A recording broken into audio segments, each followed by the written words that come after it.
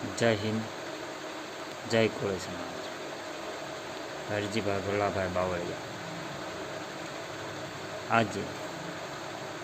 આજ રોજ આપણો કોળી સમાજ એકતા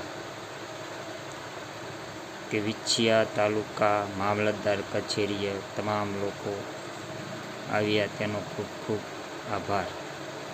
બધા આગેવાનો, જે વખતે મુકેશભાઈ ઉપર હુમલો થયો હતો એ વખતે પણ કહ્યું હતું કે આ મુકેશભાઈ ઉપર હુમલો નહીં, પણ કુંવરજીભાઈ બાવળિયા માથે હુમલો થયો હતો એવું આપણે કીધું હતું. અત્યારે આ ઘનશ્યામભાઈ રાજપરાના જે મર્ડર થયું, આપણો કોળી સમાજ શું આમનામ તો મર્ડર જ નકરા થાય છે? શું આપણો કોળી સમાજ જાગૃત નહીં થાય? અને આ બીજો ઘા હવે કુંવરજીભાઈ બાવળિયા માથે કર્યો છે. કોળી સમાજ જાગૃત થાવ, આમનામ કોળી સમાજ આપણો ખપી જાય છે.